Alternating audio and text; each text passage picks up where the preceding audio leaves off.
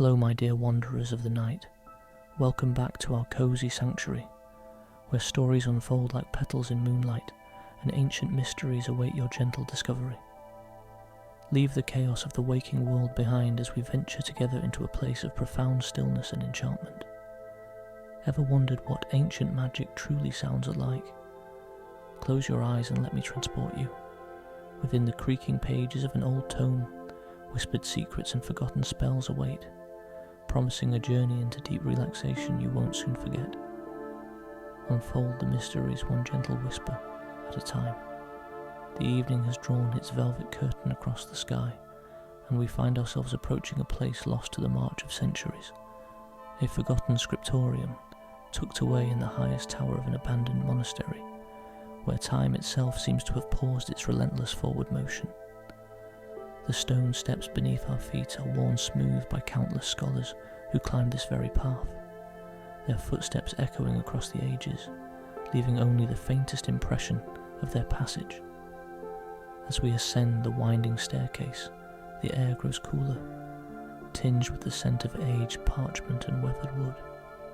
There's something else too, something indefinable that prickles along the edges of perception, a feeling of presence perhaps, or the lingering residue of powerful thoughts once contemplated within these walls. The stones themselves seem to remember, holding fast to the whispers of long-dead mages and the fervent prayers of devoted scribes who dedicated their lives to preserving knowledge. We reach the heavy oak door at the summit.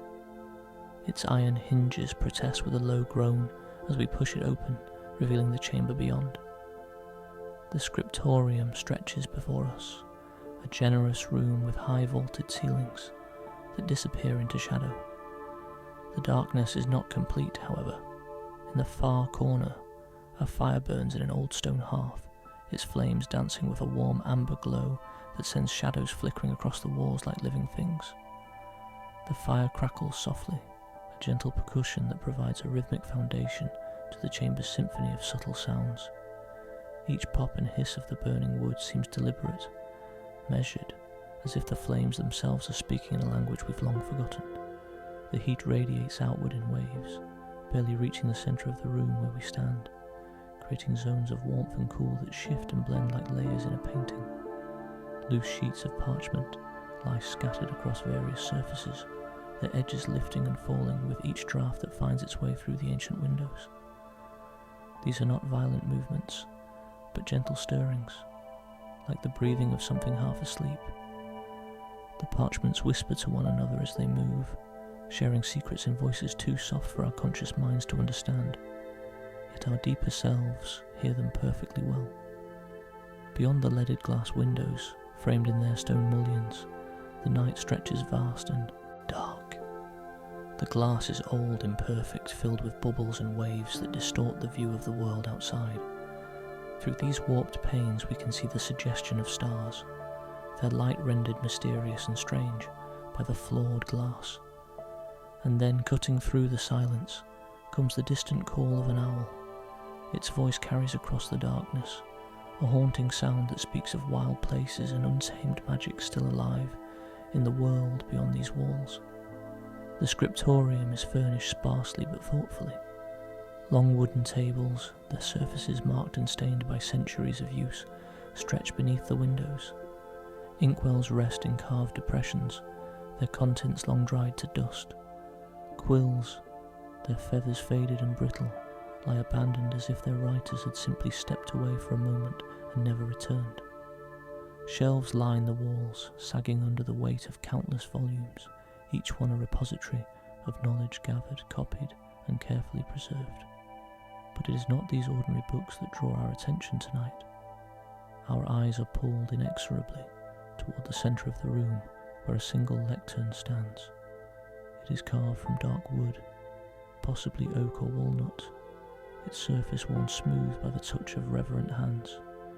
The craftsmanship is exquisite, with intricate patterns carved along its edges, spirals and knots that seem to move in the firelight, suggesting meanings just beyond our grasp. Upon this lectern rests a tome, not just any book, but the book, the one that has called to seekers across the ages, whispering promises of wisdom and wonder to those sensitive enough to hear its voice. Even from a distance, we can sense its presence, feel the weight of its accumulated knowledge pressing against the very fabric of reality around it. The air near the lectern seems denser somehow, charged with potential energy that makes the hair on our arms stand at attention. The tome is enormous, its covers bound in leather so old it has turned nearly black, though hints of its original deep brown remain in the creases and folds. The leather is not smooth, it bears the marks of its long existence, scratched and scarred, cracked in places where the material has dried and contracted over the centuries. Yet despite these signs of age, there is something vital about it, something that suggests the book is not merely surviving, but actively waiting, patient as only the truly ancient can be. Metal clasps hold the tome closed, their brass surfaces green with verdigris. These clasps are themselves works of art, cast in the shapes of serpents eating their own tails, the ancient symbol of eternity and the cyclical nature of all things. They are locked, but not in any conventional sense. There are no keyholes, no obvious mechanism. The magic that keeps this tome sealed is of a subtler variety, responding not to keys of metal, but to keys of intention and readiness. We approach slowly, our footsteps muted on the stone floor. Dust motes dance in the firelight between us and our goal, tiny galaxies suspended in the still air. As we draw nearer, that indefinable hum we sensed upon entering the scriptorium grows stronger. It's not a sound exactly, though it can be heard. It's not a vibration, though it can be felt. It is something else entirely, a resonance that exists in the spaces between the physical and the ethereal, the audible and the imagined. This is the heartbeat of old magic, the thrumming pulse of power that has been contained and concentrated within these pages for longer than any living person can remember. It is not threatening, this power. On the contrary, there is something deeply calming about it, like standing near the ocean and feeling the waves pulse in rhythm with your own heart. This magic is ancient, yes, and powerful beyond measure, but it is also wise, patient, and fundamentally benevolent. We reach the lectern and pause, allowing ourselves a moment to simply stand in the presence of this remarkable artifact. The firelight plays across the tome's surface, highlighting textures and details that weren't visible from afar. We can see now that symbols have been worked into the leather itself, pressed deep into the material while it was still fresh and pliable. These symbols are not from any alphabet we recognize, yet somehow they feel familiar, as if they speak to a part of us that existed long before we learned conventional language. The room settles around us, the fire burning steady, the parchment stilling on their surfaces. Even the wind beyond the windows seems to pause, as if the entire world is holding its breath. This is a moment of threshold, of crossing from one state of being into another. We stand at the boundary, between the mundane and the magical, between the known and the mysterious. Slowly, with a sense of ceremony that feels entirely appropriate, we reach out toward the tome. Our fingers hover above its surface and we can feel the warmth radiating from it, a heat that has nothing to do with the fire across the room. This is the warmth of life, of consciousness, of countless minds that have touched these same pages and left something of themselves behind. We make contact. The leather is surprisingly soft under our fingertips, supple despite its evident age. At our touch, something shifts. The serpent clasps seem to loosen, their eternal meal pausing for just a moment. There is a click, soft as a whisper, and the clasps fall open of their own accord. The tome has accepted us, recognized something in our approach that grants us permission to proceed. We take a breath, feeling anticipation build like static electricity in the air around us. The cover of the tome creaks as we prepare to lift it, a sound rich with promise. This is not the harsh complaint of forced movement, but rather the contented sigh of something finally fulfilling its purpose after a long rest. The tome wants to be opened, wants to share what it holds within, And so, with infinite care and growing excitement, we begin to lift the cover. The leather flexes and bends, releasing a subtle scent of old parchment, dried herbs and something else, something indefinable that might be magic itself, if magic could be bottled and preserved like wine. The cover rises, revealing the first glimpse of the pages within, and the journey truly begins. The cover falls open with a satisfying weight, settling against the lectern surface with a soft thump that sends a small cloud of dust spiralling upward into the firelight. For a moment, we simply stare at what has been revealed. The first page is extraordinary, a masterwork of illumination that takes our breath away even after centuries have dimmed its colours. Gold leaf catches the firelight and throws it back at us in warm flashes. The precious metal has been applied with such skill that it seems to glow from within, as if capturing and holding pieces of the sun itself. Around the border, intricate designs wind and twist, vines and flowers that seem on the verge of movement, so lifelike is their rendering. At the centre of the page, a single symbol dominates, drawn in ink that shifts between deep blue and vibrant purple depending on how the light strikes it. This symbol is our gateway, our invitation to proceed deeper into the tome's mysteries. It resembles nothing so much as an eye, but not a human eye. This eye is knowing, ancient, composed of geometries that seem to fold in on themselves in ways that shouldn't be possible on a flat surface. Yet here it is, drawing our gaze inward, deeper, until we feel we might fall through the page entirely and emerge somewhere else altogether. We reach out again, this time to turn this first page and reveal what lies beneath. The parchment is thick, substantial in a way that modern paper could never match. This is material that was crafted by hand, prepared through processes that took days or even weeks, each sheet treated with reverence and care. As our fingers grip the edge, we can feel the texture of the surface, slightly rough, bearing the faint impressions of the frame on which it was stretched to dry centuries ago. We lift the page slowly, letting it rise at its own pace. The parchment whispers as it moves, a sound like wind through autumn leaves, dry and rustling, yet somehow melodious. The underside of the page catches the firelight as it rises, glowing for a moment like a sail filled with golden wind.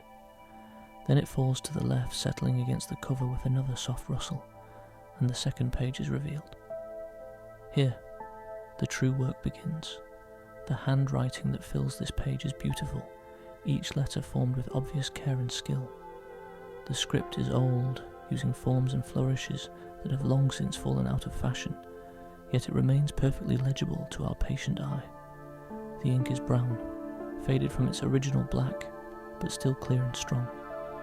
Between the lines of text, in the margins, and at the top and bottom of the page we find illustrations. These are not mere decorations. Each illustration serves a purpose, clarifying or expanding upon the text it accompanies. We see diagrams of celestial bodies, their orbits traced in careful arcs across the page. We see plants rendered in exquisite detail, every leaf vein and petal carefully noted.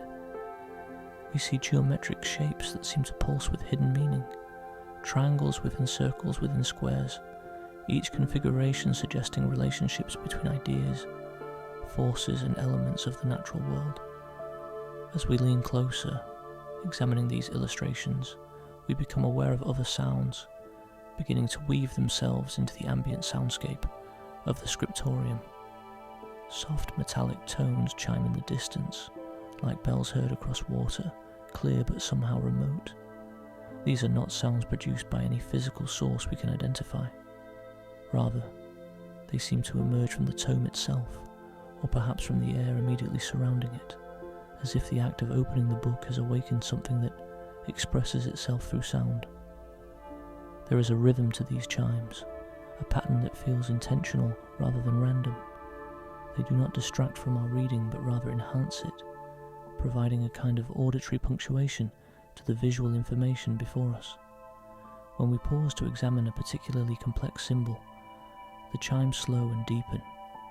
When we turn a page and reveal new wonders, they quicken and rise in pitch, mirroring our own excitement and curiosity. Beyond the chimes, another sound begins to make itself known.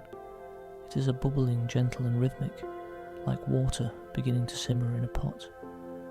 We glance up, searching for the source, and notice for the first time a small alcove in the wall near the fireplace. Within this alcove, barely visible in the dancing shadows, sits a cauldron. It is small, perhaps the size of a large soup pot suspended over a bed of coals that glow with the same warm amber light as the main fire. The cauldron bubbles contentedly to itself, its contents hidden in darkness, but the sound it produces is deeply soothing. There is something primal and comforting about the sound of something cooking, of transformation occurring through the application of heat and time. Even though we cannot see what the cauldron contains, we find ourselves imagining it.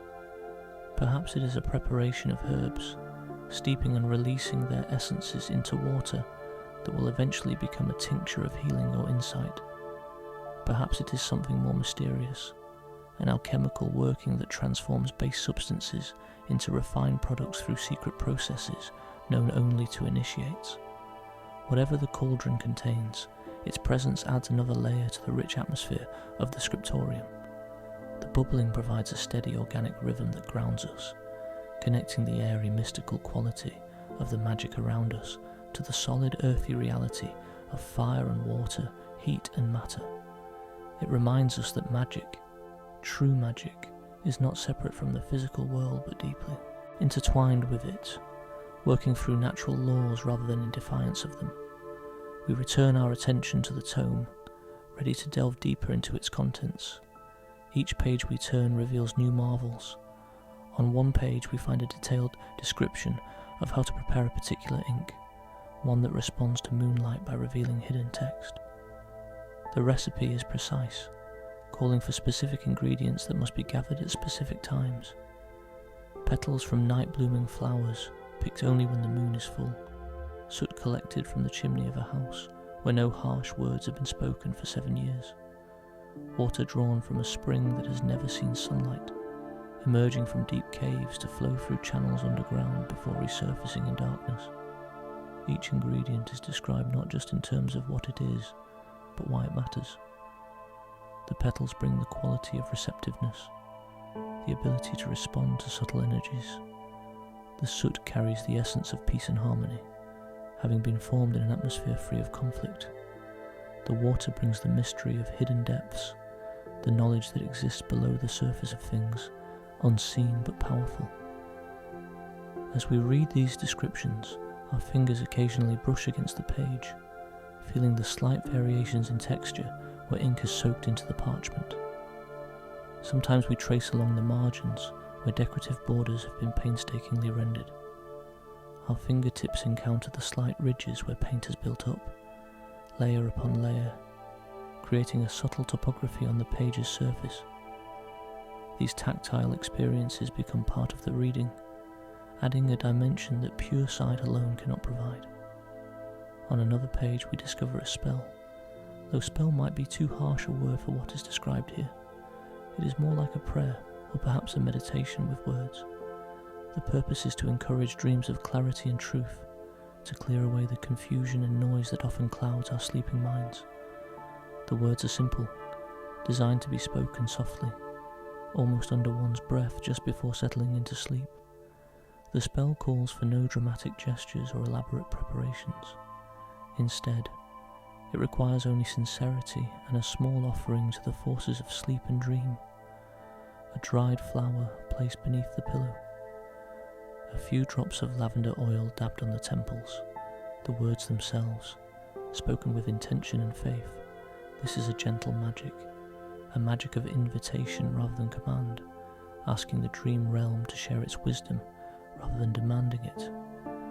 Reading these words, even silently, seems to activate something within us. Our breathing begins to slow and deepen, falling into a more relaxed rhythm. The tension we didn't even realize we were carrying in our shoulders begins to ease. This is part of the tome's magic, we realize. It doesn't just contain information about spells and enchantments. It is itself a working, carefully crafted to affect those who read it, guiding them gently toward states of mind conducive to learning and transformation. We continue turning pages, each one revealing new secrets, new techniques, new perspectives on the nature of magic and the world. Some pages are filled entirely with text, dense paragraphs that require slow, careful reading to extract their full meaning. Others are dominated by illustrations, with only brief captions or notes to provide context. Still others achieve a perfect balance, text and image working together to convey ideas that neither could fully express alone. One particularly striking page shows a detailed diagram of a plant we don't recognize. It resembles a lily, but its petals are arranged in unusual patterns, spiraling outward in a configuration that mimics the golden ratio. Delicate tendrils emerge from the base of each petal, reaching toward the next, creating a web of connections across the flower's face. The caption identifies it as glow moss lily, noting that it grows only in the deepest parts of old forests. In places where moonlight filters through leaves to create patterns of silver on the forest floor. According to the text, glow moss lily has remarkable properties. Its petals, when dried and ground to powder, produce a substance that glows with a soft blue-green light when exposed to emotions of love, wonder, or deep contentment. This powder was once used by healers to create candles that would help patients locate and hold on to positive feelings even in times of great distress. The light would grow stronger as the patient's mood improved, providing both illumination and encouragement. The description goes on to detail how to properly harvest, dry and prepare the petals, emphasizing the importance of approaching the plant with gratitude and asking permission before taking anything. This is not mere superstition or quaint tradition. The text explains that plants, especially those with magical properties, respond to the intentions of those who interact with them. Approach with respect, and the plant will willingly share its gifts. Approach with greed or thoughtlessness, and the plant will withdraw its magic, leaving only ordinary matter behind. Another page describes moon lilac, a flower that blooms only during lunar eclipses, opening its petals to the copper-red light of the shadowed moon. These flowers are extraordinarily rare, as they require very specific conditions not just to bloom, but to exist at all. They must be planted in soil that has never been turned by plough or spade, virgin earth that maintains its connection to wild magic. They must be watered with rain collected during previous eclipses, creating a chain of lunar events stretching back through time. When moon lilac does bloom, its fragrance is said to be intoxicating, not in the sense of causing drunkenness, but in its ability to induce states of heightened awareness and perception. Those who smell its perfume report seeing things normally hidden, the true nature of objects and beings around them revealed in sudden clarity. This effect is temporary, fading as the eclipse passes and the flower closes once more, but those who have experienced it describe it as life-changing, a glimpse beyond the veil that forever alters their understanding of reality. The tome's pages describe many such wonders, each one presented with the perfect blend of practical information and poetic description. We learn about powdered stardust, a substance created by grinding meteorites that fell during meteor showers on specific dates. We discover whisperwind sage, an herb that, when burned, produces smoke that carries prayers and wishes up to whatever powers listen to such things.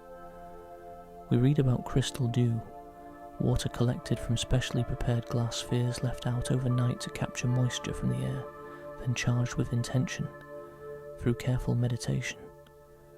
None of these substances are dangerous or dark. The tome seems to contain only magics of healing, knowledge, protection, and positive transformation. If darker spells exist, they are not recorded here, or perhaps they are hidden in codes we have not yet learned to decipher. The overall impression is one of wisdom used in service of life and growth, magic wielded with care and compassion. As we continue reading, we occasionally pause to examine the pages more closely. We tap gently along the margins where illustrations meet text, feeling the slight ridges where different colours of ink have been layered one atop another. Sometimes we trace our fingers over embossed symbols that have been pressed into the parchment, creating subtle depressions and rises that add texture to the visual experience. Each of these tactile interactions connects us more deeply to the tome, making us participants in its magic rather than merely passive observers. The sounds around us continue their gentle symphony. The fire crackles and pops. The mysterious chimes ring at intervals that feel meaningful even if we cannot decode their exact message. The cauldron bubbles away in its alcove, working its slow transformation. The parchment whispers with each turn of a page. These sounds do not compete for our attention, but rather blend together into a rich auditory environment that supports and enhances our reading experience. We notice, too, that our own breathing has become part of this soundscape. Occasionally, as we lean close to examine a particularly fine detail on the page, our breath disturbs the surface, causing the edges to flutter slightly. This breath, warm and alive, seems to activate something on the page. For just a moment the ink appears to shimmer, the illustrations to move, as if our life force has temporarily animated the ancient marks. This is not imagination or trick of the light. The tome responds to us because that is what it was designed to do. It is not merely a book, a static repository of information. It is a tool, crafted by masters of their art to facilitate learning and transformation. It recognizes us as seekers, as students of the mysteries, and it adjusts itself accordingly, revealing what we are ready to see, teaching us at the pace we can maintain. Time loses its grip as we read. We might have been at the lectern for minutes or hours. The fire continues to burn without seeming to consume its fuel. The candles scattered around the room glow steadily without visibly diminishing. We are in a place slightly removed from the normal flow of time, a pocket of stillness where we can study without exhaustion, learn without strain. But even in this timeless space there are rhythms and progressions. We can sense that we are moving through the tome in a deliberate sequence, each page preparing us for the next, building our understanding layer by layer. What seemed mysterious on earlier pages begins to make sense as context accumulates. Symbols that were opaque become clear. References that were obscure reveal their meaning. We are being educated not through forceful instruction, but through gentle exposure, allowed to discover rather than being told. The sense of peace deepens with every page we turn. Whatever concerns or worries we brought with us into the scriptorium have faded entirely, replaced by a calm focus that feels almost meditative. The act of reading itself has become a ritual, a practice that quiets the mind and opens the heart. We understand now why scribes and scholars could spend entire lifetimes in rooms like this, content to pursue knowledge for its own sake, finding joy in the simple act of learning. As we reach what might be the midpoint of the tome, we pause, lifting our eyes from the pages to gaze around the scriptorium once more. The room seems softer now, more welcoming, as if it has accepted us as one of its own. The shadows in the corners no longer feel mysterious or slightly threatening. They are simply shadows, natural parts of the interplay between light and darkness. The fire burns warm, a faithful companion rather than a mere source of illumination. Even the owl outside has become a friend. Its occasional calls a reminder that the wild world continues its ancient patterns beyond these walls. We return to the tome, ready to continue our journey through its pages, to uncover more of the secrets it holds, to learn more of the gentle magic it teaches. There is so much more to discover, and the night is far from over. With a sense of anticipation tempered by contentment, we turn to the next page, ready for whatever wisdom awaits us there. The deeper we venture into the tome's heart, the more we discover that it is teaching us not just information, but a way of seeing, a method of engaging with the world that recognizes magic not as something separate from ordinary reality, but as a deeper layer of it, always present, waiting to be noticed and worked with by those who have learned to pay attention. The pages before us now are devoted to what the text calls incantations of harmony, spells specifically designed to bring balance and peace to various aspects of life. The first of these is a working meant to settle troubled sleep, to ease the transition from waking to dreaming and ensure that dreams, when they come, are restorative rather than disturbing. The incantation is written in the old tongue, but translation is provided in smaller script below. The words themselves are beautiful, flowing like water, full of soft consonants and open vowels that feel soothing even to read silently. But the spell is more than just words. Like all the workings described in the tome, it requires preparation, intention, and specific materials that must be gathered and prepared with care. The text explains that you must first create a sachet of dream herbs, combining equal parts chamomile, lavender, and mugwort. These herbs should be picked at twilight, that liminal time when day transitions to night, when the boundary between worlds grows thin. As you pick each herb, you must thank it, acknowledging the sacrifice it makes in giving up its leaves and flowers to serve your need. This gratitude is not optional courtesy, but essential magic. Plants respond to genuine appreciation, and herbs gathered with respect and thanks carry stronger medicine than those simply harvested without thought. Once the herbs are gathered, they must be dried properly, spread in a single layer on clean linen and placed in a space that receives both sunlight and moonlight during the drying process. This dual exposure is crucial, as it allows the herbs to absorb the energies of both sun and moon, day and night, yang and yin, achieving the balance that will later help induce balanced, healthy sleep. When the herbs are fully dried, they should be gently crumbled and mixed together in a wooden bowl, preferably one made from willow, a tree long associated with the moon and with water, with feminine energy and intuition. As you mix the herbs, you recite the first part of the incantation, the words that charge the mixture with your intention. The exact pronunciation is important, but more important still is the emotional quality you bring to the recitation.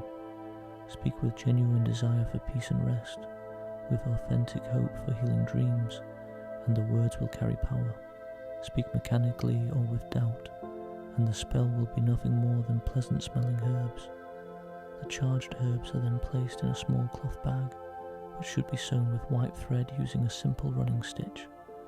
The bag is placed beneath your pillow, and as you settle into bed, you speak the final words of the incantation, surrendering yourself to sleep's embrace with trust and openness. The text promises that those who follow these instructions faithfully will experience a noticeable improvement in sleep quality within 3 nights, with the effects strengthening over time as the spell settles into place. What strikes us about this spell, and indeed about all the spells described in the tome, is their fundamental gentleness. There is no sense of forcing or commanding. Everything is invitation, cooperation, working with natural energies rather than trying to dominate them. This is magic as partnership, as conversation between the practitioner and the wider world of forces and intelligences that surround us. The next spell we encounter is designed to enhance clarity of thought, to sweep away mental fog and confusion. It calls for morning dew gathered from petals of wild roses growing on the eastern side of a hedgerow, the side that first receives the sunrise. This dew must be collected just as the sun breaks the horizon, using a clean glass vial. According to the tome, each drop of dew contains a tiny portion of the dawn's energy, the fresh beginning that each new day represents. To this dew, you add 3 drops of rosemary oil, extracted from the herb through careful distillation. Rosemary has long been associated with memory and mental clarity, used by students and scholars to sharpen their minds before important studies or examinations. The combination of dawn dew and rosemary creates a potent mixture for awakening the intellect. The spell instructs you to anoint your temples with a single drop of this mixture, speaking words that call upon the morning light to illuminate your thoughts as it illuminates the world.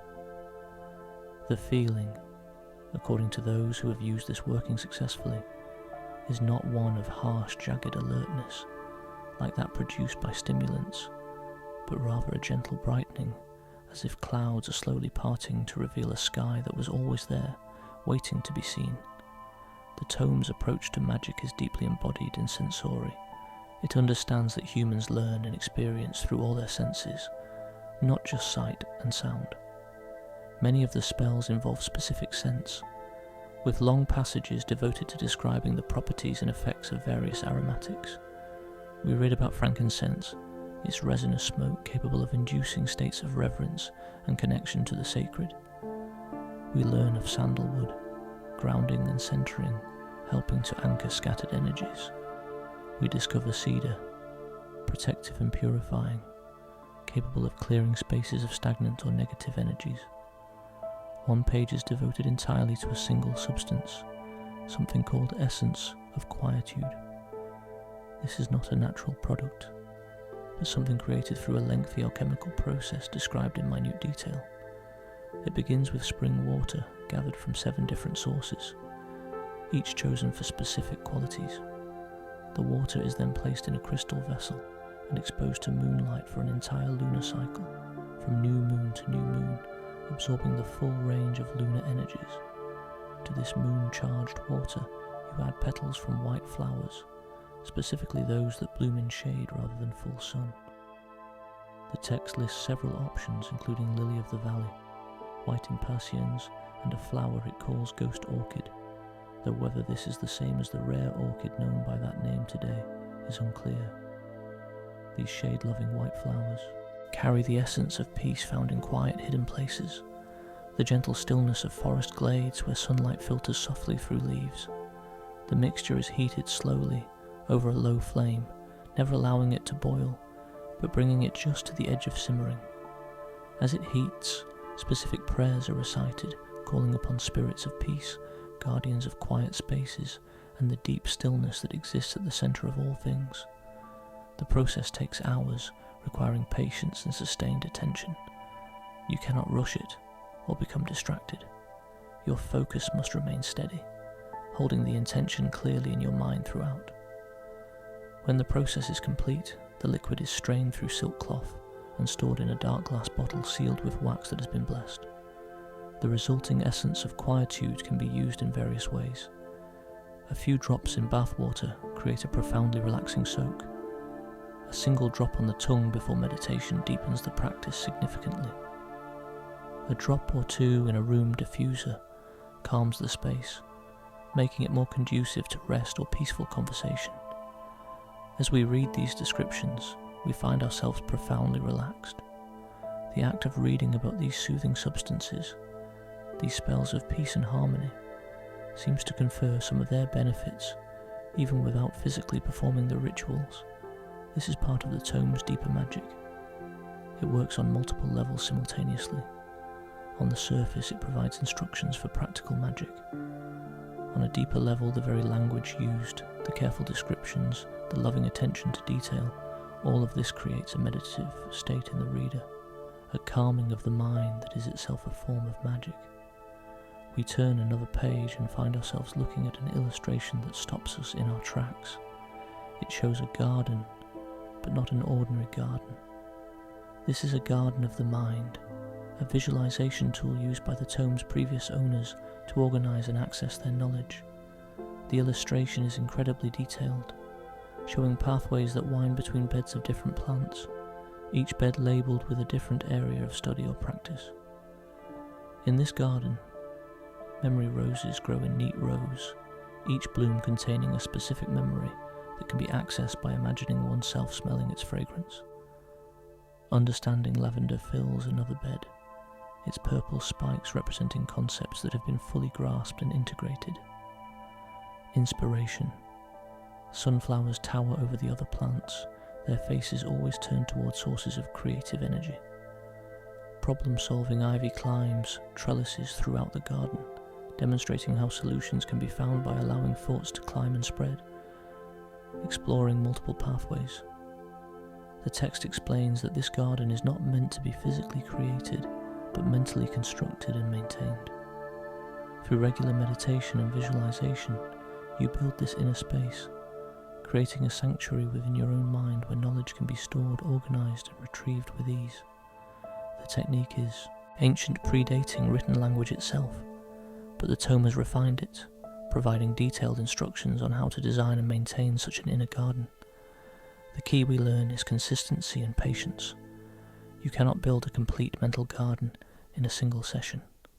Instead, you begin with a single pathway and perhaps one bed of plants. Each day, through brief visualization exercises, you tend this small beginning, making it more vivid and detailed. Over time, you add new sections, expanding the garden organically as your knowledge grows. Eventually, the garden becomes as real to your inner senses as any physical place, a location you can visit at will to find peace, organize thoughts, or retrieve needed information. We discover spells for protection as well, though again these are gentle workings designed to create boundaries rather than to attack or harm. One such spell creates what the text calls a sphere of sanctuary, an invisible boundary that discourages unwanted intrusions while welcoming positive energies and beings. The spell requires you to walk the perimeter of the space you wish to protect, whether a single room or an entire building, carrying a lit candle and a sprig of rosemary. As you walk, you visualize a dome of soft light rising from the ground, its edges following the path you trace. This light is not harsh or aggressive, but warm and gentle, like sunlight through honey. You speak words of invitation to all that is good and beneficial, welcoming peace, health, happiness, and growth into the protected space. At the same time, you firmly but politely request that all which is harmful, draining, or discordant remain outside the boundary. The tome emphasizes that this is not about fear or paranoia, but about creating healthy boundaries, much as you would close your door against cold wind while leaving it open to welcome friends. The sphere of sanctuary allows good to flow in while gently deflecting negativity, creating an environment conducive to rest, work, and growth. Between these practical spells, we find pages of pure philosophy, reflections on the nature of magic itself and its proper use. One passage particularly stands out, written in slightly larger script as if to emphasize its importance. It speaks of magic as a responsibility, noting that those who develop the ability to influence reality through will and ritual must also develop wisdom, compassion, and self-awareness. Power without wisdom leads to harm, even when intentions are good. The skilled practitioner, the text argues, must know not only how to work magic but when to work it and when to refrain. Sometimes the passage continues, the greatest magic is to do nothing, to allow events to unfold naturally, to trust in the wisdom of the unfolding rather than constantly trying to shape and control. Magic should be used as a gardener uses tools, with care and discernment, knowing when to prune and when to let things grow wild, when to water and when to allow natural rain to suffice. This philosophy permeates every spell and technique described in the tome. There is a deep reverence for natural order, a recognition that magic works best when aligned with, rather than opposed to, the fundamental patterns and rhythms of existence. The moon waxes and wanes, the seasons turn, day follows night follows day. These patterns are not obstacles to be overcome, but allies to be understood and worked with. We find a spell timed specifically to the dark moon, that brief period when the moon is not visible in the sky, when one cycle has ended and another has not yet begun.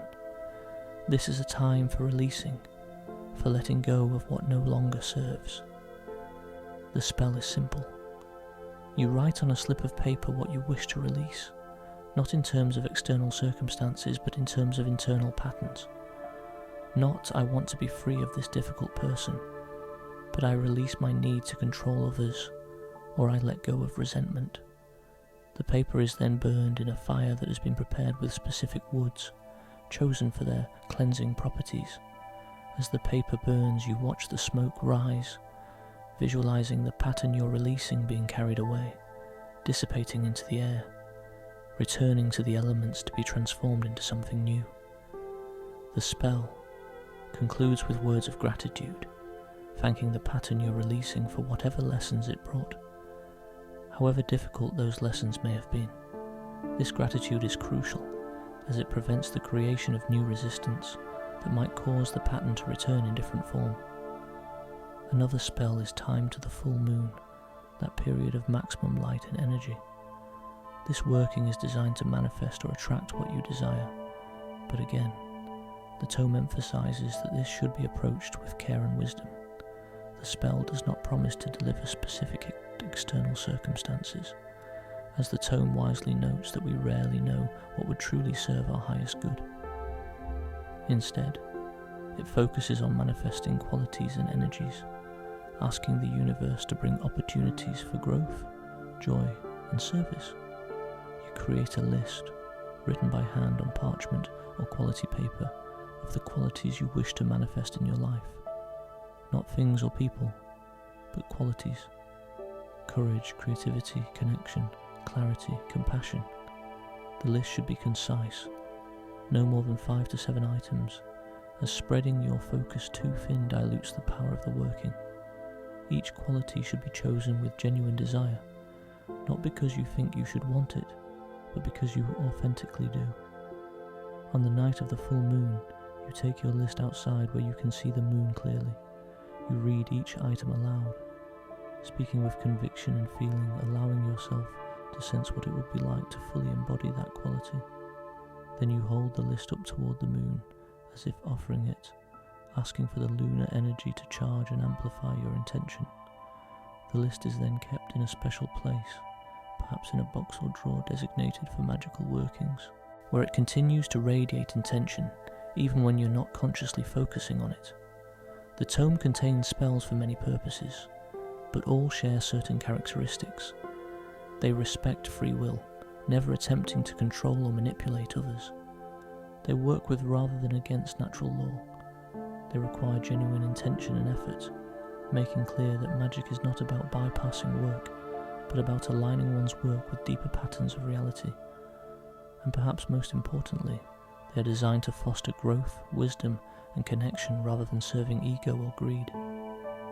As we continue reading, we encounter a section on vocal magic, the power of words spoken with intention.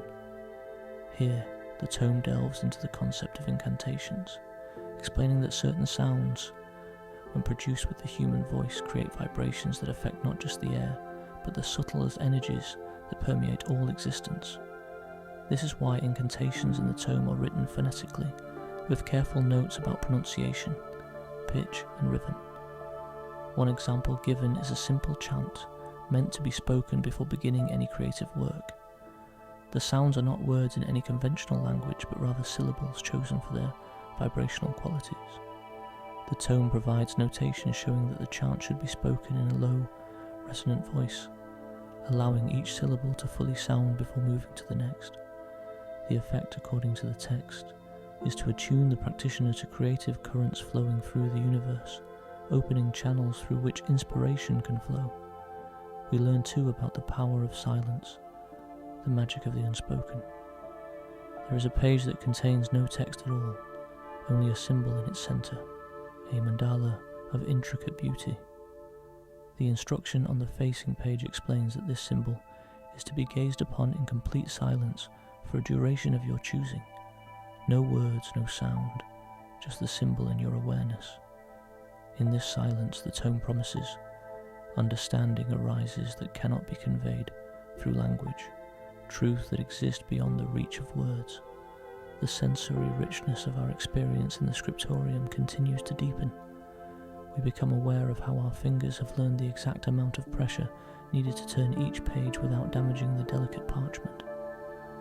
We notice how the firelight plays differently across different types of ink, some absorbing the light, others reflecting it. The sounds around us have become so familiar that they feel like extensions of our own being. The crackling fire like our heartbeat, the bubbling cauldron like our breath. Occasionally, we pause in our reading to simply rest in the atmosphere, closing our eyes and allowing the accumulated peace to wash through us. In these moments, we can feel the weight of centuries pressing gently on this space, not oppressive but comforting, like a heavy blanket on a cold night. All the hours of study and practice that have occurred within these walls have left their mark, creating an environment saturated with the energy of focused attention and sincere seeking. When we open our eyes and return to the tome, we do so with renewed appreciation for the gift we've been given, the privilege of accessing this accumulated wisdom. Each spell, each technique, each philosophical reflection represents years or even decades of experimentation, practice and refinement by those who came before us.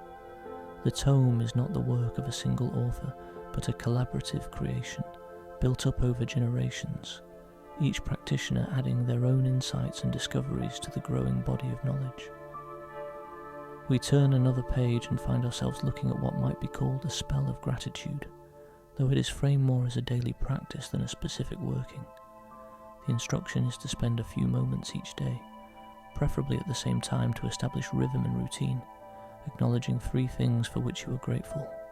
These should be specific rather than general. Not I'm grateful for my family, but I'm grateful for the way my daughter laughed this morning, or I'm grateful for the warmth of my partner's hand in mine. The practice, the tome explains, trains the mind to notice blessings rather than focusing only on problems and lacks. Over time, this changes not just your perspective, but your actual experience of life, as you become increasingly attuned to the good that is always present, even in difficult circumstances. This is a subtle magic, one that works through gradual accumulation rather than dramatic intervention, but its effects are profound and lasting. As we approach what feels like the end of this section on spells and practical workings, we encounter a final spell, perhaps the most important in the entire collection. It is called the spell of self-compassion, designed to heal the harsh inner voice that so many carry, the voice of criticism, judgment, and inadequacy that undermines peace and prevents growth. The spell is performed in front of a mirror, which the tome acknowledges may feel uncomfortable at first. You look into your own eyes and speak words of kindness to yourself, the same words you would offer to a dear friend who was struggling. You acknowledge your imperfections without judgment, recognizing that all humans are flawed, all are learning, all are doing their best with the resources and understanding available to them in each moment. The tome notes that this spell may need to be performed many times before its effects fully take hold, as the patterns of self-criticism are often deeply entrenched. But with patient, consistent practice, the harsh inner voice can be transformed into its supportive ally, one that encourages rather than berates, that offers constructive guidance rather than destructive judgment. This transformation, the text asserts, is one of the most powerful magics available to humans, capable of changing the entire quality of lived experience. We sit back from the lectern, allowing these teachings to settle into our awareness. The spells and techniques described in this section of the tome are not merely practical instructions, but invitations to a different way of being, a more conscious, intentional, and compassionate approach to life itself. Magic, we understand now, is not separate from ordinary existence, but is rather a deepening and enriching of it, a way of engaging with reality that recognizes its sacred nature and our ability to participate creatively in its unfolding. The fire continues to burn, the cauldron continues to bubble, and we are ready to move deeper still into the tome's mysteries, to explore the history behind this remarkable book and the lineage of seekers who have contributed to its creation. As we turn past the sections devoted to practical magic and enter the heart of the tome, the nature of the text begins to shift. Where before we found instructions and techniques, now we discover stories, accounts written in the first person by various hands across the centuries. This section is a chronicle, a record kept by those who have possessed the tome, each one adding their own experiences and insights before passing the book to the next guardian. The handwriting changes from page to page, sometimes within a single page, as different voices weave together to create a collective narrative. Some hands are elegant and practiced, clearly those of the trained scribes. Others are rougher, more tentative, belonging perhaps to self-taught practitioners who learned their letters late in life, but all share a quality of sincerity, of genuine engagement with the material, that makes even the simplest entries compelling. The earliest entries are difficult to date with precision, as the writers rarely provide specific years, but internal references suggest we are looking at accounts from many centuries past. The language is archaic, requiring careful reading to extract meaning, but the effort is rewarded by glimpses into worlds long vanished, into ways of life and thought that have been forgotten by the modern age. One early entry describes the tome's creation, though the writer admits to recording this account from oral tradition rather than direct knowledge. According to this source, the tome was begun by a circle of 7 practitioners who gathered in this very scriptorium over 1,000 years ago. They came from different traditions and lineages, bringing diverse perspectives and techniques, united by a shared commitment to preserving magical knowledge in a time of increasing persecution and misunderstanding. For 3 years these 7 worked together, combining their knowledge, testing and refining practices, carefully recording everything they had learned. They knew that individually they were vulnerable, that their knowledge could be lost if something happened to any one of them, but by pooling their wisdom and creating this tome, they could ensure its survival even if all of them perished. The tome would carry forward what they had learned, allowing it to benefit generations yet unborn. When the 3 years ended and the foundational work was complete, the 7 performed a final ritual together, a working that bound their individual life forces to the tome itself. This is why the book possesses the qualities we've sensed, the awareness and responsiveness that make it more than mere paper and ink. The 7 poured their essence into it, creating something that is part object, part entity, a living repository of wisdom that can guide and teach those worthy to receive its gifts. The entry concludes with a list of the 7 names, though these names mean nothing to us now. Their bearers long since returned to dust. Yet there is something moving about seeing them recorded here, knowing that these individuals once breathed and laughed and worried and hoped, that they devoted years of their lives to this work, that the pages we now touch were shaped by their hands and charged by their intentions. As we continue through this historical section, we find entries from an extraordinary range of individuals.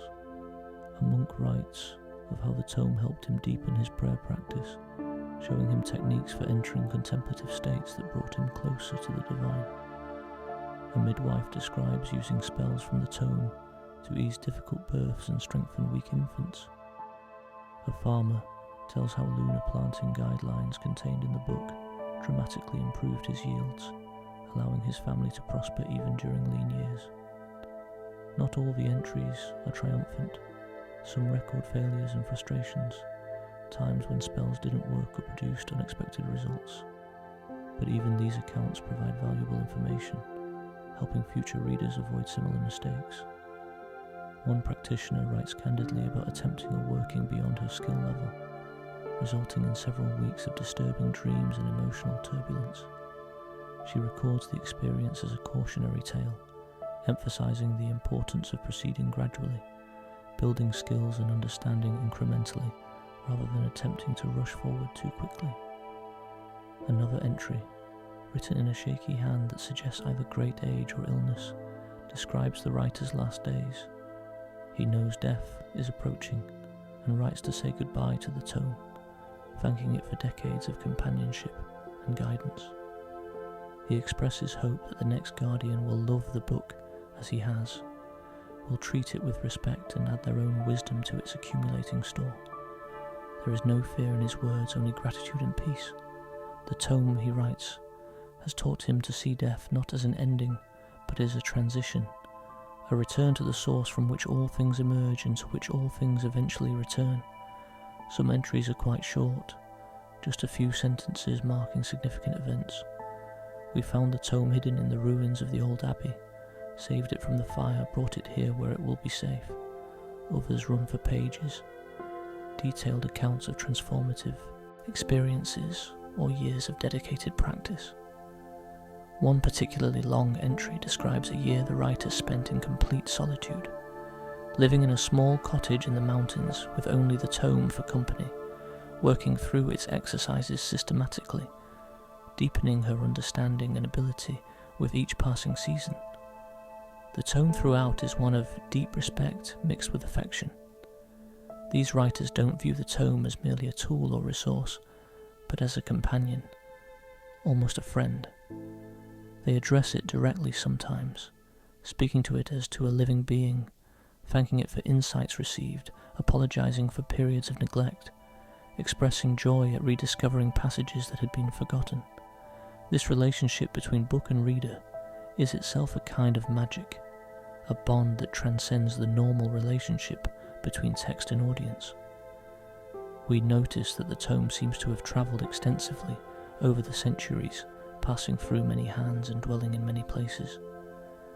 References to different landscapes and climates accumulate. One writer mentions the sound of ocean waves outside the window while studying. Another describes snow piling high outside while warmth from a peat fire kept the reading chamber comfortable. Yet another writes of tropical heat, of needing to wipe sweat from brow and book alike, of insects singing in the darkness beyond the lamplight.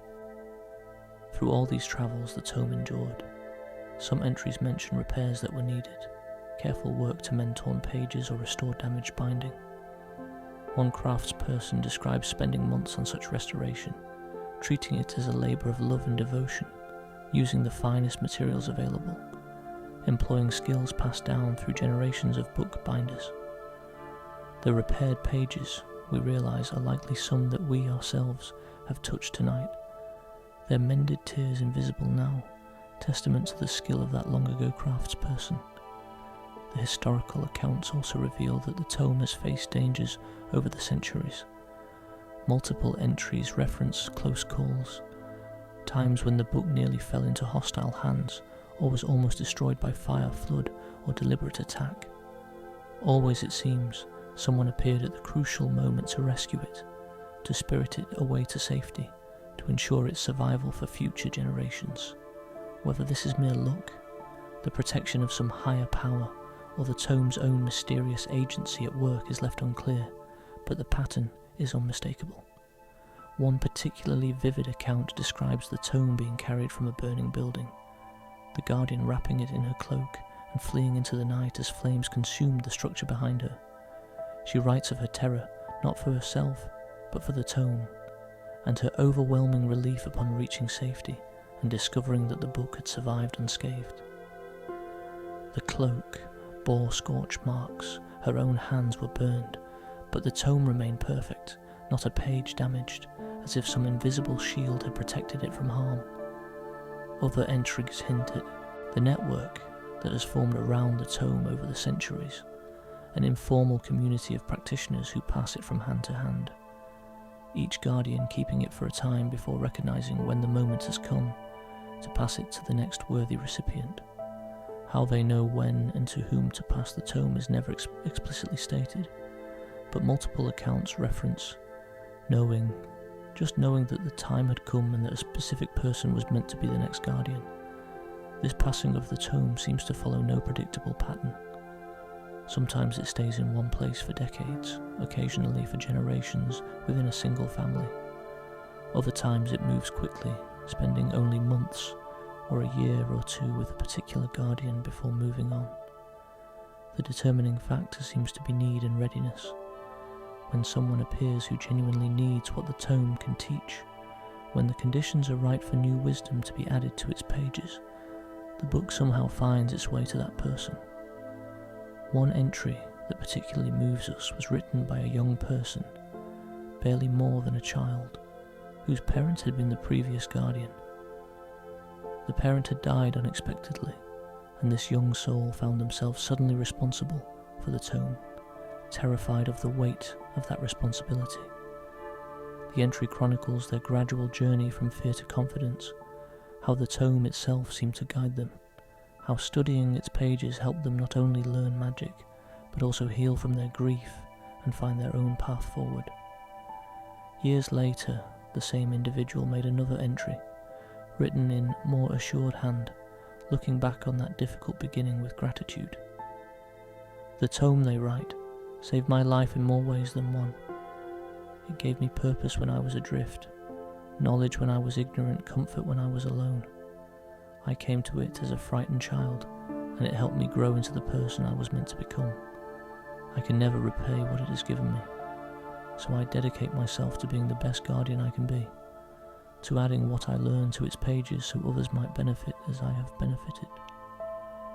The historical section also contains accounts of the supernatural experiences associated with the tome. Multiple guardians report dreams in which the 7 founders appeared, offering guidance or warnings. Others describe moments when the tome seemed to open to exactly the page needed, providing precisely the information required for whatever challenge they faced, even though they couldn't have consciously known what page would help. One guardian writes of hearing whispers while studying late at night, voices that seemed to emerge from the tome itself, speaking in languages they didn't consciously understand yet somehow comprehended perfectly. These voices offered encouragement during difficult practices, warned of dangers, celebrated successes. At first, the guardian writes, "I feared I was losing my mind, but eventually I came to recognize these voices as the echoes of previous guardians, their essences, somehow preserved within the book, still teaching, still guiding, still caring about the work, even though their physical forms had long since perished." Not all guardians experience such phenomena, and some of those who did express uncertainty about whether the experiences were objective or subjective, real encounters with outside entities or projections of their own subconscious minds.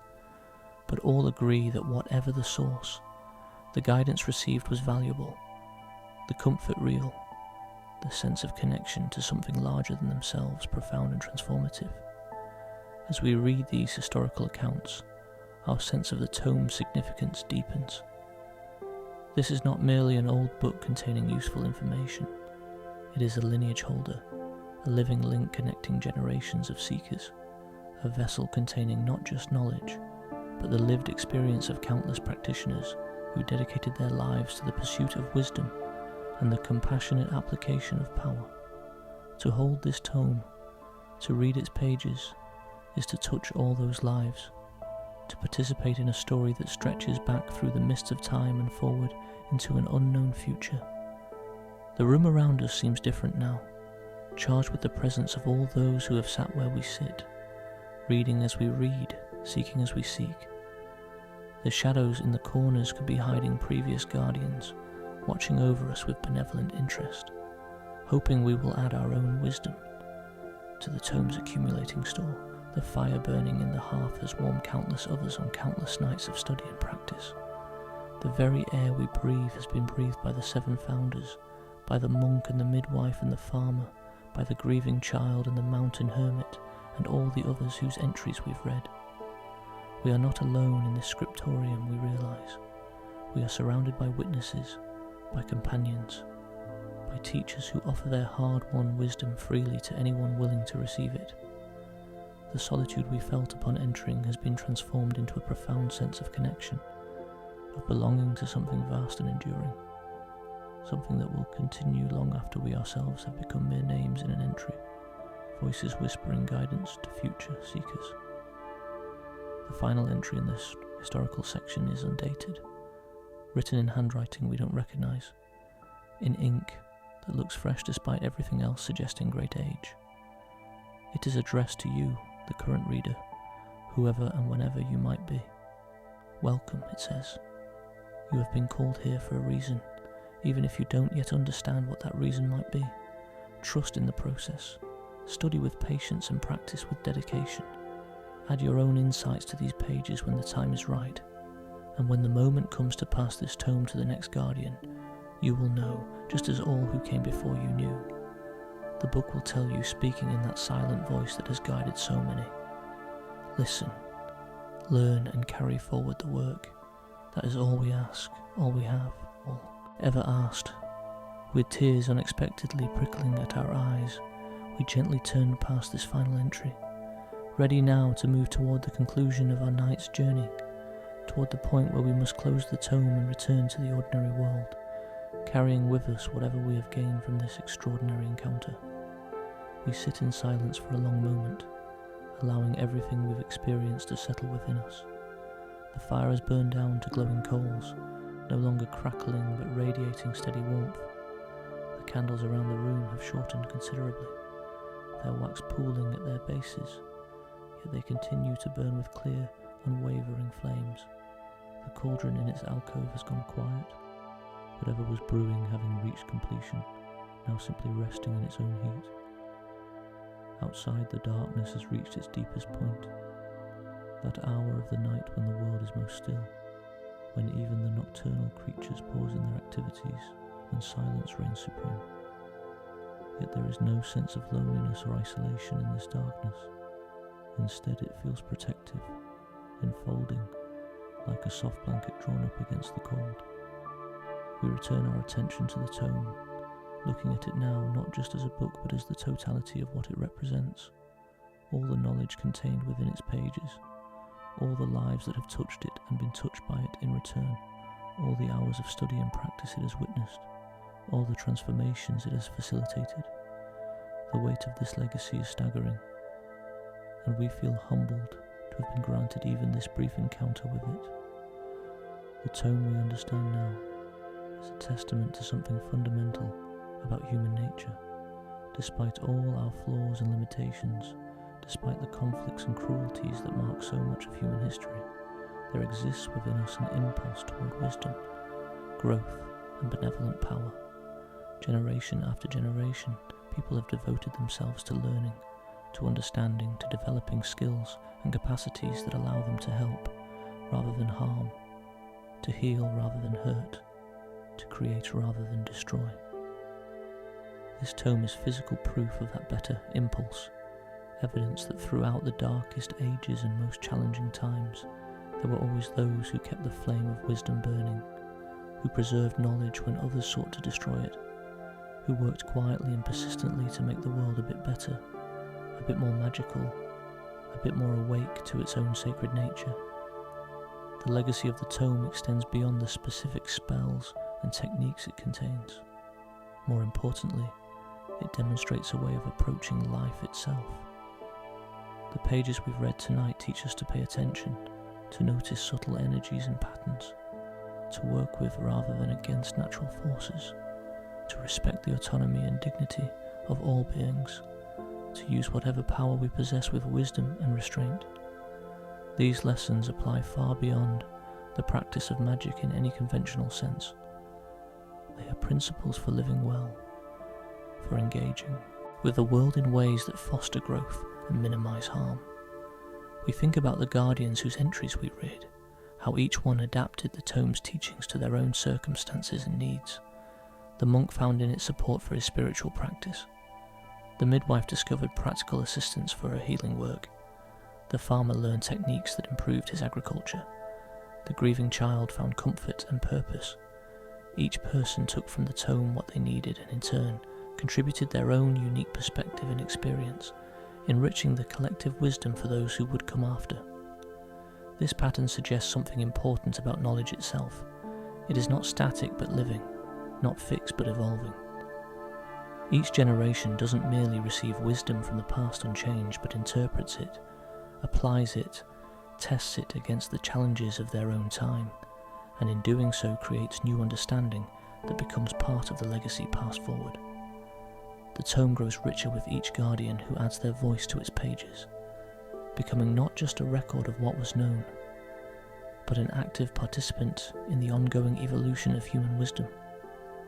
We find ourselves wondering about the future of the tome, about who will be its guardians in times to come, what challenges they will face, what new insights they will contribute. Will there come a day when the tome is no longer needed, when humanity has collectively evolved to the point where the wisdom it contains is widely known and practiced? Or will it continue its quiet work indefinitely, always finding its way to those who need it most, always offering guidance to seekers? These questions have no certain answers, but asking them opens us to a broader perspective. We see our own lives as part of a larger story, a narrative that began long before we were born and will continue long after we die. This realization could be intimidating, could make us feel small and insignificant, but instead it's oddly comforting. We are part of something vast and enduring, something that connects us to both past and future, something that gives our actions and choices meaning beyond our individual existence. The tome has taught us, among many other things, that small actions accumulate over time into large effects. A single entry in the book might seem insignificant, just a few pages added to hundreds already there, but each contribution matters. Each voice adds something unique and valuable to the whole. Similarly, in our own lives, small choices and consistent practices accumulate, shaping who we become and what we are able to contribute to the world. We think about the spell of gratitude described earlier, the simple practice of acknowledging 3 specific blessings each day. Such a tiny action, barely a minute of time, yet performed consistently, it transforms perspective and experience. This is the pattern the tome reveals again and again. Magic is not about grand gestures or dramatic interventions, but about patient, consistent work, about showing up day after day to do the small things that matter, trusting that they will accumulate into something significant. As we sit with these reflections, we notice that our experience of the scriptorium itself has shifted. When we first entered, it felt ancient and mysterious, a place from another time. Now it feels familiar, almost homely, as if we've been here many times before. The fire, the candles, the shadowy corners, the parchment-scented air, all of it feels not strange but welcoming, not foreign but deeply right. This too is part of the tome's magic, we realise. It creates a sense of belonging, of homecoming, for those who approach it with sincerity and openness. It says you are not alone in your seeking, not strange in your desire for wisdom and growth. Others have walked this path before you, others walk it now in different places and times, others will walk it after you. You belong to this lineage of seekers, this family of practitioners, this community of those who know that the world contains more than can be seen with ordinary eyes, who understand that life can be engaged with consciously and creatively, who recognise magic as both metaphor and reality, poetry and practice, dream and doing. We lean forward and gently place our hand on the tome's surface one more time, feeling that warmth emanating from it, that sense of life and awareness we noticed when we first arrived. Thank you, we whisper, not certain if we're speaking to the book itself or to the 7 founders, or to all the guardians whose entries we read, or to the mysterious forces that brought us to this place on this night. Thank you for this gift, for this experience, for this glimpse into depths I never knew existed. And in response, we feel, or imagine we feel, a pulse of warmth from beneath our hand, as if the tome is acknowledging our gratitude, accepting our thanks, blessing us as we prepare to return to the ordinary world. It is time now to close the book, to bring this portion of our journey to its conclusion. We begin turning back through the pages we've read, moving slowly, savouring one last look at the beautiful illustrations, the careful handwriting, the accumulated wisdom. Each page feels familiar now, a friend rather than a stranger. We pause occasionally to reread a particularly meaningful passage, or to study again an illustration that caught our attention. As we turn these pages in reverse, moving from the historical section back through the spells and techniques to the early pages of introduction and foundation, we're struck by how much richer our understanding has become. Things that seemed mysterious or obscure on first reading now make perfect sense. Connections we didn't see initially are now obvious. The tome has taught us how to read it, has given us the conceptual tools needed to fully grasp what it offers. Finally, we arrive back at the first page, that magnificent illumination with its knowing eye gazing out at us. The eye seems different now, or perhaps we are different, changed by what we've experienced. Where before it seemed merely to look at us, now it seems to see us, to recognise us, to know us. We hold its gaze for a long moment, feeling a current of understanding pass between us, a wordless communication that carries more meaning than volumes of speech could convey. Then with a deep breath, we begin to lower the cover. The leather flexes and bends, moving easily, the tome offering no resistance to being closed. As the cover descends, we watch the beautiful first page disappear from view, the eye vanishing last, seeming to wink at us before it's hidden. The cover settles into place with a deep, satisfying thud, a sound that feels final, yet somehow not sad. This is completion rather than ending, fulfillment rather than loss. The serpent clasps move on their own, closing without being touched, sealing the tome once more. The click as they lock into place echoes through the quiet scriptorium, and we notice that as the sound fades, the magical hum that has been present throughout our visit begins to diminish as well.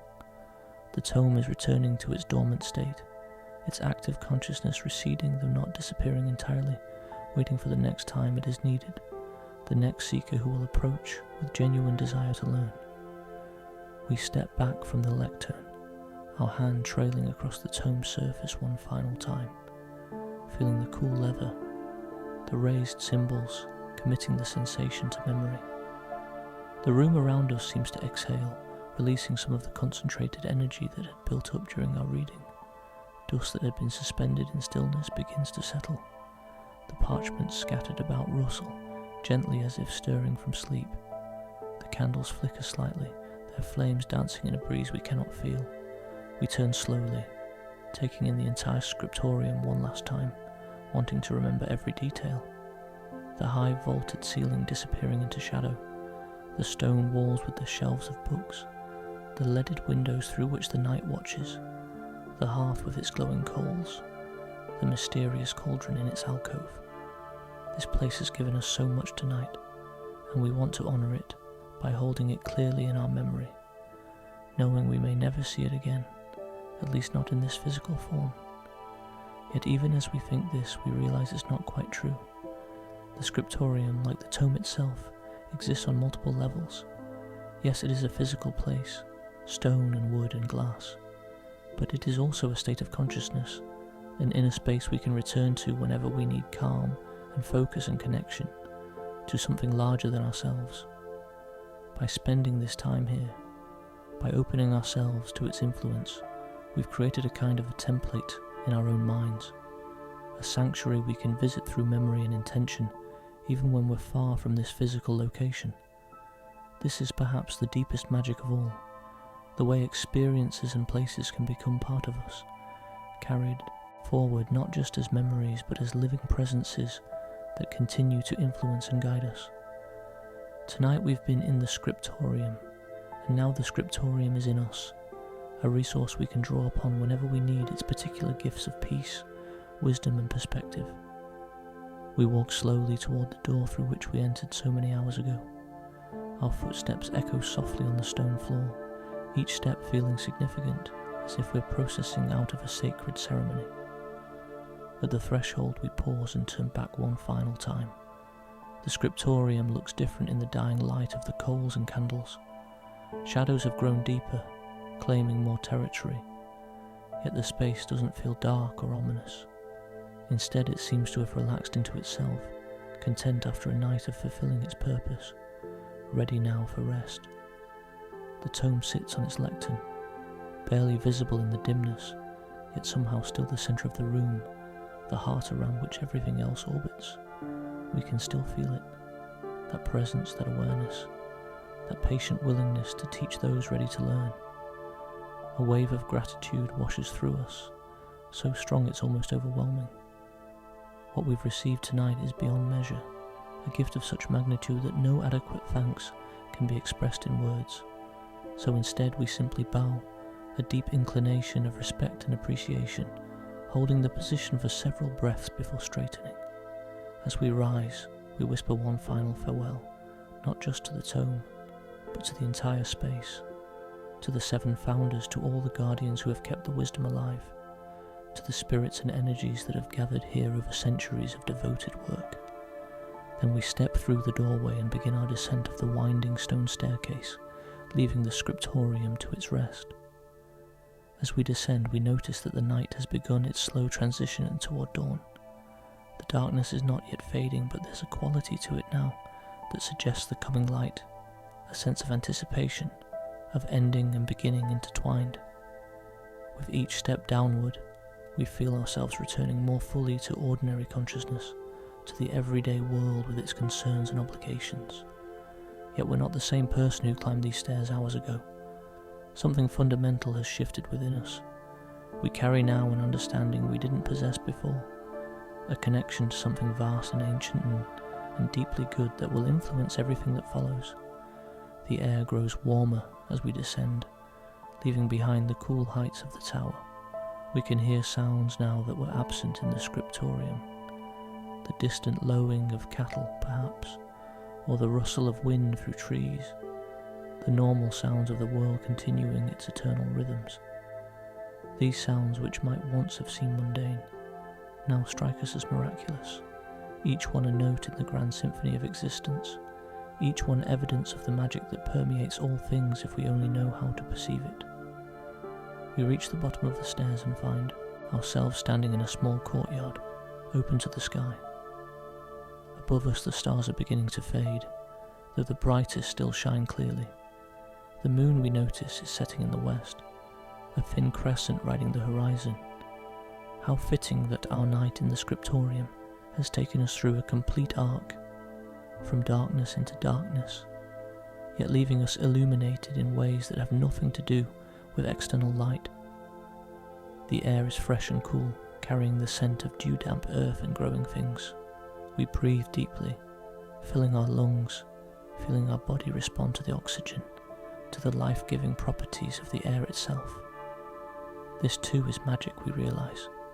This constant exchange between ourselves and the world. This breathing in and breathing out that sustains our existence. This partnership between our individual being and the larger atmosphere that we all share. We think about what we'll carry forward from this experience, how we'll integrate what we've learned into our daily life. The specific spells and techniques, certainly. Those practical tools for working with energy and intention. But more than that, we'll carry the perspective, the understanding that life is richer and more mysterious than we typically acknowledge, that there are depths and dimensions to existence that reward careful attention and patient exploration. We'll remember too the importance of preserving and passing forward whatever wisdom we gain.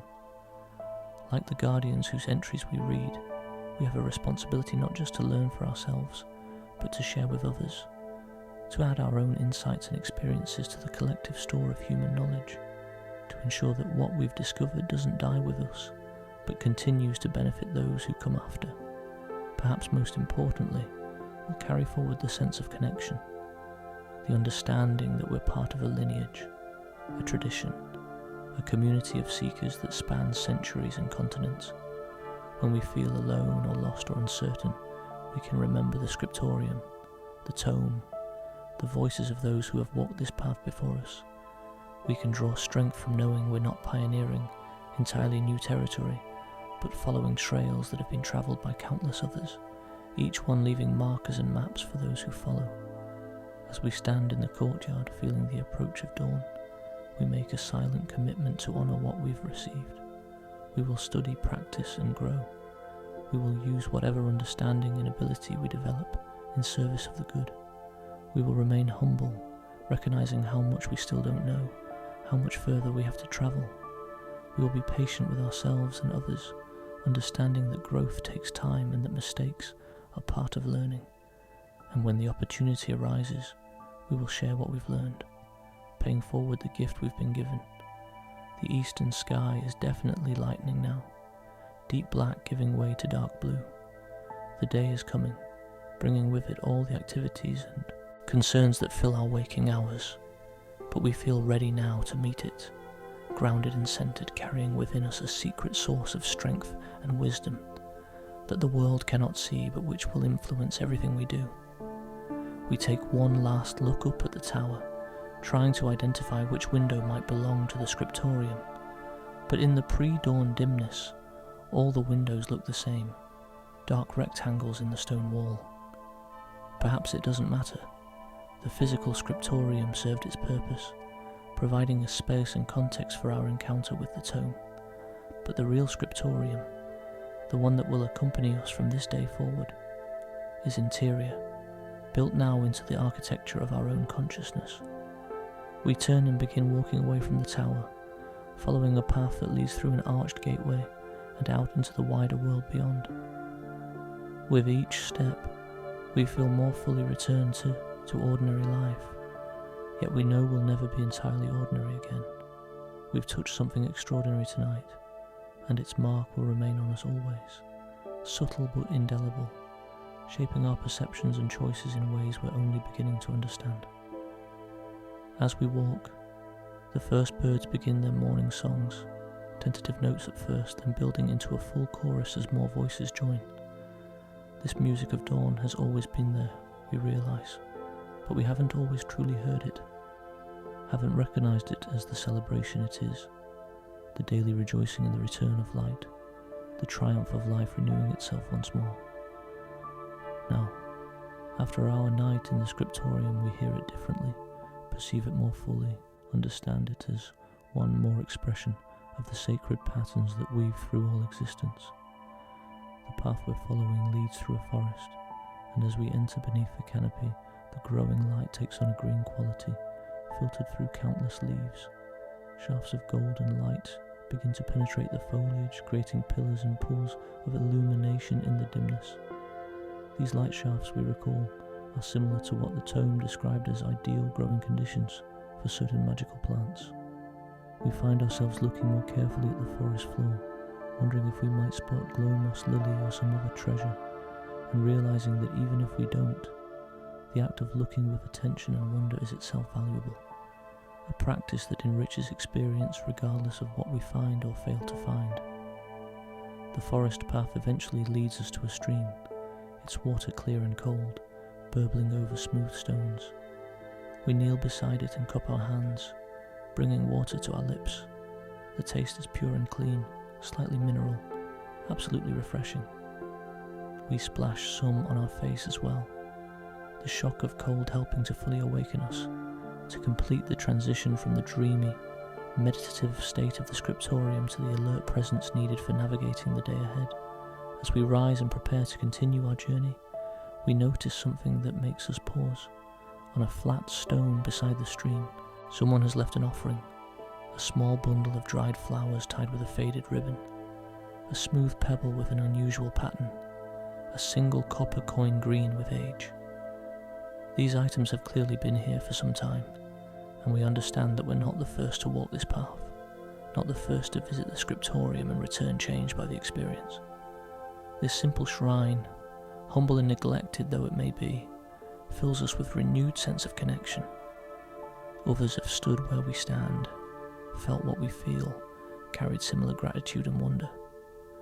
The tradition continues, unbroken, passing through time like the stream passes through the forest, constant in its essential nature, even as its surface details constantly change. We add our own small offering to the collection, a button from our coat, nothing valuable in material terms, but offered with genuine intention and meaning. It's our way of saying thank you not just to the tome and the scriptorium, but to all who have kept the tradition alive, all who have preserved and passed forward the wisdom we've been privileged to access. Someday, perhaps, someone else will come along this path, will see our offering and understand that they too are part of something larger than themselves. The sun is fully above the horizon now, its light no longer tentative but bold and strong, burning away the last remnants of night. The air warms quickly, and we can hear the sounds of the human world beginning to stir. Distant voices call greetings. Somewhere, a hammer strikes an anvil, the ringing clear in the morning air. Smoke begins to rise from chimneys as fires are kindled for cooking and warmth. We emerge from the forest onto a road, and ahead we can see the outlines of buildings, the village or town that will be our next destination. We feel ready to rejoin the human community, to engage with the ordinary concerns of daily life. Yet we know that we'll never see that life as merely ordinary again. The tomb has taught us to look deeper, to recognize the sacred in the mundane, to understand that magic is not separate from everyday existence, but woven through it in countless subtle ways. As we walk toward the buildings, we reflect on how we'll talk about our experience with others. Will we tell anyone where we've been and what we've done, or will we keep it private, a secret held close to the heart?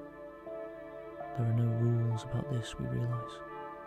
Some guardians of the tome were quite open about their practice, sharing knowledge generously with any who showed genuine interest. Others were more discreet, working quietly without drawing attention to themselves or their activities. We'll need to find our own balance, we decide.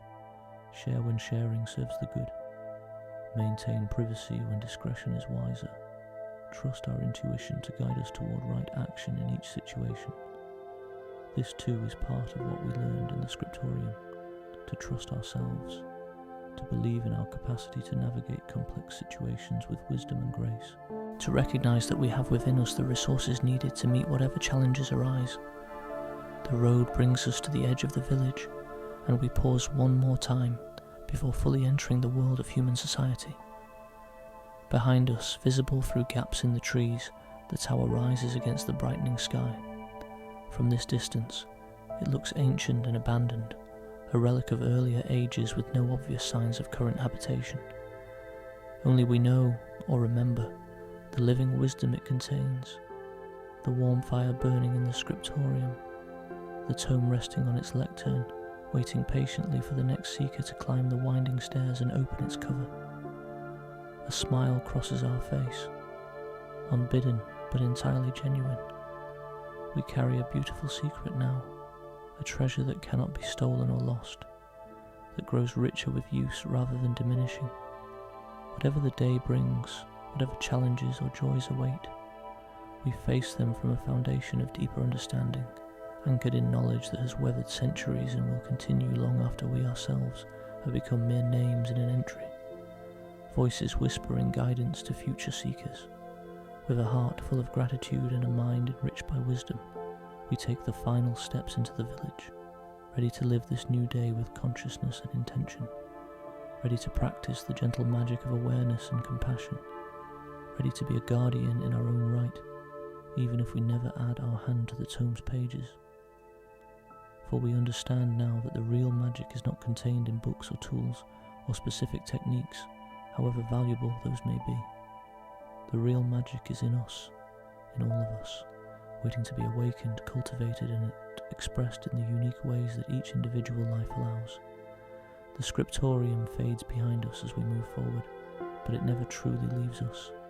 It has become part of our inner landscape, a place we can always return to in memory and imagination, a source of strength and wisdom that will sustain us through whatever lies ahead. This is the legacy of the tome, not just the information it contains, but the transformation it facilitates, the way it opens those who approach it sincerely to deeper dimensions of reality and fuller expressions of their own potential. And so our night in the ancient scriptorium comes to its close, though in another sense it is only beginning, as we carry forward what we've learned into all the days and nights that follow, into every interaction and decision, into the very fabric of how we move through the world. The whispered secrets of the ancient tome are now our secrets too, ours to protect, to practice, to eventually pass forward to others who seek with open hearts and curious minds. The village fully embraces us now, its morning rhythms pulling us into the dance of daily life. But we dance differently than we did before, with greater awareness, with deeper appreciation, with the quiet confidence that comes from touching something eternal and being touched by it in return.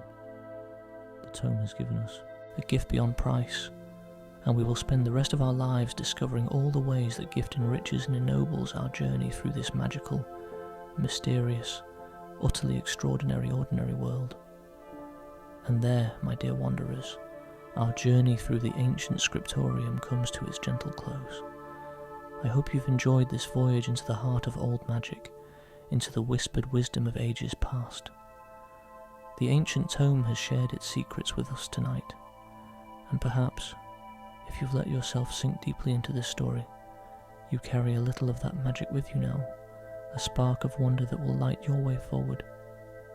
Before you drift off into peaceful sleep, if you found comfort and enchantment in tonight's tale, I'd be deeply grateful if you'd take just a moment to like this video and subscribe to the Sleepy Sorcerer Stories channel. Your support helps me continue creating these journeys into wonder and relaxation, these voyages into the magical and mysterious that help us all find rest at the end of long days. Turn on notifications so you never miss a new story, a new adventure waiting to transport you to places of peace and imagination. And if there's a particular topic you'd love to hear explored in future videos, leave a comment below. I read every one, and your suggestions often inspire the stories that follow. Thank you for spending this night with me in the scriptorium. for opening yourself to the magic contained in the Ancient Tome, for trusting me to guide you through realms of wonder and wisdom. May you sleep deeply and dream beautifully, carrying with you always the knowledge that the world is richer and more magical than we often remember, filled with hidden wisdom, waiting patiently for those ready to seek it. Rest well, dear traveller, until our next adventure together. May you walk in peace, may your dreams be gentle, and may you always remember that magic. True magic is never as far away as it seems. It lives in attention and intention, in wonder and gratitude, in the quiet moments when we allow ourselves to see the world with eyes freshly opened to its sacred nature. Good night, sleep tight, and I'll see you in the next story.